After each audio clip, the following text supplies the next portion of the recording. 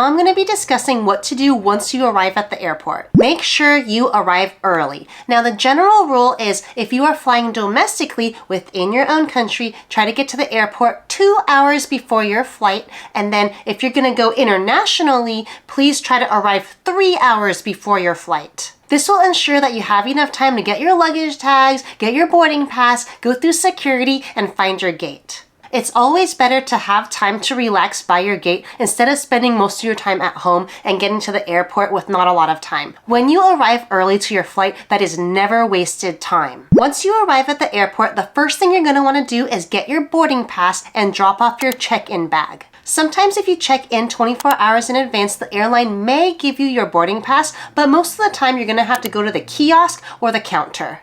If this is your first flight, I recommend just going straight to the counter so then the people can help you if needed. If you do go to a kiosk, what you're going to do is take your passport or put your confirmation number in for your flight. So you can either scan it or type it in. And what it's going to do is it's going to pull up your name and your flight, and you're just going to verify a few details. It will then print out your boarding pass, which I'll talk about in just a split moment. And it's going to also print out a luggage tag. For the luggage tag, what you want to do is put that tag on your check-in bag. And there's usually some instructions on how to do it. This luggage tag tells the airline where this luggage is supposed to end up. So let's say I am in Los Angeles and I'm traveling to Japan and I have like a layover in Hawaii. This luggage tag will say, don't end up in Hawaii, end up in Japan. If you've ever seen Toy Story 2, then you'll see how complicated it is for the luggage to get to the correct plane. So also Toy Story 2 is a good movie. Toy Story 1's kind of scary. So after you get your boarding pass and your luggage tag, you're going to then go to the front of the counter and then drop off your bag. You're going to hand it to the nice people and then they will do their thing. Keep with you your carry-on bag and your personal item. If there is no kiosk option, just stand in line to get to the counter, and what the people are going to do is they're going to check your passport, they're going to make sure your face looks like your passport, they're going to give you your boarding pass, they're also going to weigh your luggage, and then they're going to do the luggage tag for you.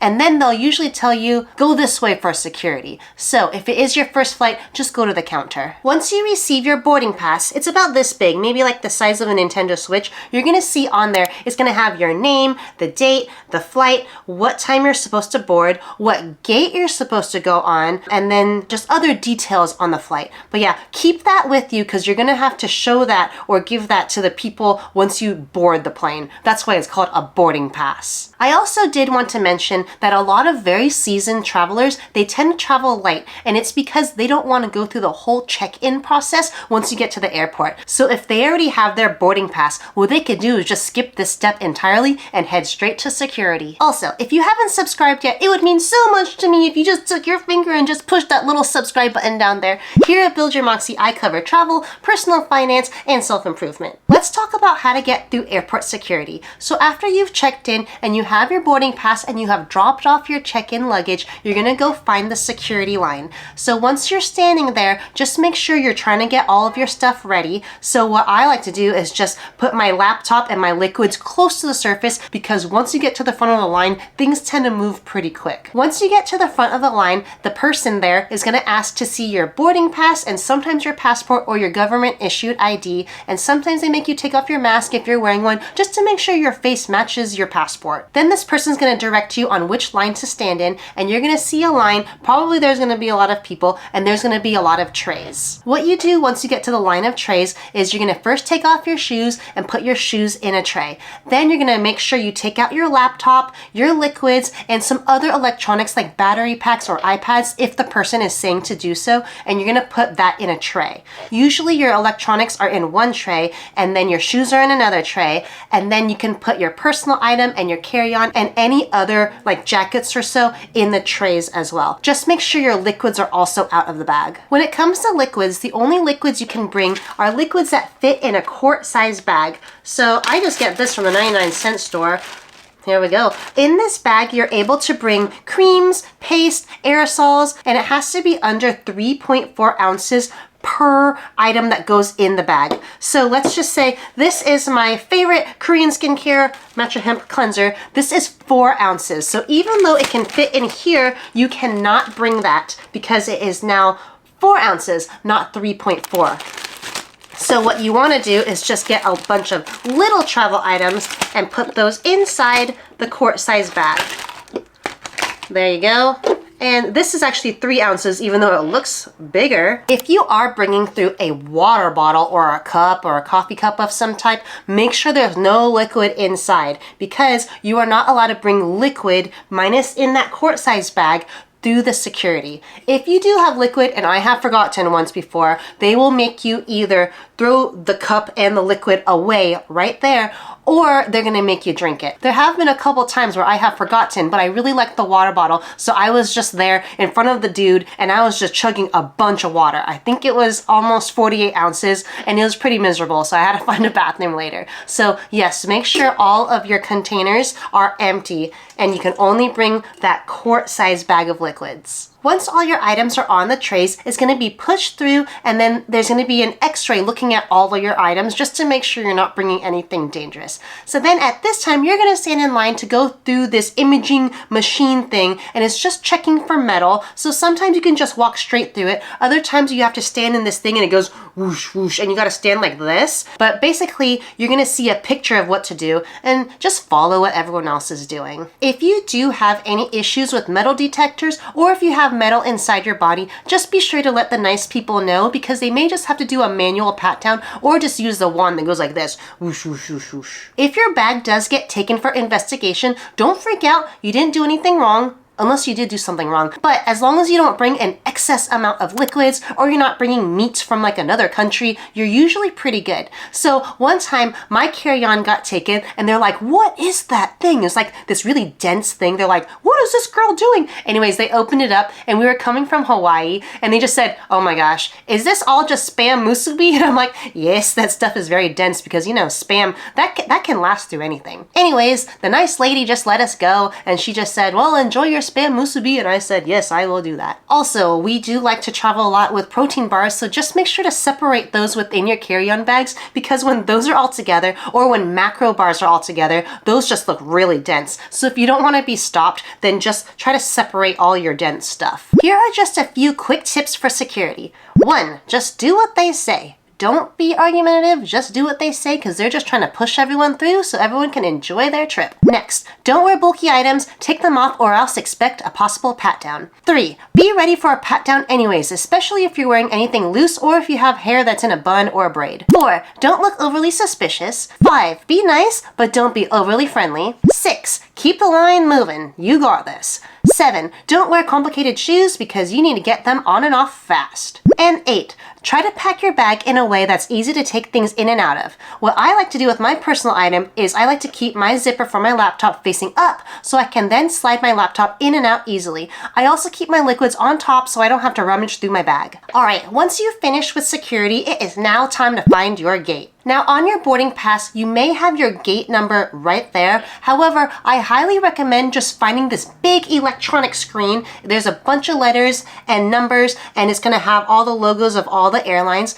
Take a look at that screen just to cross-reference if it's the same number as your boarding pass. If it's not the same number as your boarding pass, just be sure to follow the one that's on the screen, just because that gets more updated than your boarding pass. The reason why your gate number could change is because sometimes the planes, if they're just trying to push things along, sometimes the plane has to change the gate that they were originally going to be at. Also, if you don't know what a gate is, basically that is where you're going to station yourself so you can then board the plane. On the board, it's going to show you your flight number and then where the gate is and what time the flight is leaving. So just make sure you're looking at the right one. Usually your gate is going to have a letter and then a number, like a G6. Once you figure out what gate number you're at, I highly recommend just going to find your gate right then and there. The reason why you want to find your gate is because even though some place might be like G1, G2, G3, G4, right? You may think G5, G6 is just a little bit past that. Sometimes there's some airports where it's like G1, G2, G3, G4, and then G5 and 6 are at the other side of the airport. So just make sure you check to see that your gate actually does exist. Why be stressed? Just look for your gate. Alright, once you've gone through security and you've found your gate and you made sure that it exists, you can then just wait right there and just relax, or you can go try to fill up your water bottle. That's what we like to do. Normally, most airports, they'll have a water bottle filling station or or a water fountain of some sort. So if you've seen any of my other travel tip videos, you'll know why I love bringing water so much when I am traveling. So yes, fill up your water bottle, go buy some snacks, go buy some food. If you are gonna buy some food and you're not hungry right then, if your flight is a long flight, I highly recommend buying something that could last maybe 2 or 3 hours into the flight, and you don't have to eat it like right then. Try not to get anything too smelly, like fish or something with those little capers on those, because those can be kind of smelly. Also, if you are just waiting by the gate and you want to charge some of your items, just make sure you're not plugging in your USB thingy into their USB thingies. Nothing against the airports at all, but there are a lot of bad people out there that want to steal your information. It has nothing to do with the airports. It has everything to do with just some bad people that are not well intentioned. So instead of just sticking this in the USB port, what you want to do is just get, this is like the iPhone one, just bring like a little cube, put it in there, and then plug it into a wall socket instead. Not only does it charge faster, but you're not at risk with all your cybersecurity stuff. So I wish it wasn't like that, but yeah, just protect yourself and use the cube. If you do decide to go shopping in the airport, you may want to take advantage of some of the duty-free items. So what that means is if you're traveling internationally, because there's so many people coming in and out from different countries, it's kind of like bad sportsmanship to collect tax on all those people. There's a lot of stores in airports where it'll say duty-free, which basically means tax-free. So go ahead and get some things if you want. A lot of times the cashiers will wrap your item, like if you're bringing liquids, they'll like put like this tape on it that means you can't open it. So if they tape it, just don't open it until you arrive at your destination, and then maybe just put it in your checked-in bag for when you go back home later. Also, be mindful that if you are going to be buying a lot of things in the airport, some flights don't let you bring that in unless it fits in your carry-on or your personal item. So just keep that in mind. For us, whenever we want to do any duty-free shopping, we are already thinking before, oh, I think we're going to be looking for this, or we're looking for this kind of whiskey, or whatever. Normally, we'll just leave a little bit of space on our carry-on for that item. As time gets closer for you to board the plane, make sure you go potty. That's very important. And then also make sure you start consolidating your stuff. A lot of airlines won't let you on unless you're just carrying a personal item and your carry-on bag. So if you have all these little mini bags everywhere, just make sure you put that in your personal item or your carry-on item. If you do have a lot of things, one thing you could do is just take out your jacket and put that around your waist just to free up some space in your personal belongings. Make sure you're in line when it's your turn to start boarding, and you don't want to be too late, because if you're too late, even though the seats are assigned, you may not have any overhead storage for your bag. Be sure to keep your boarding pass close and your passport. Alright, so I just covered how to prepare for your flight and what to do once you arrive at the airport, and now I'm going to be walking you through what to expect when you are in the air.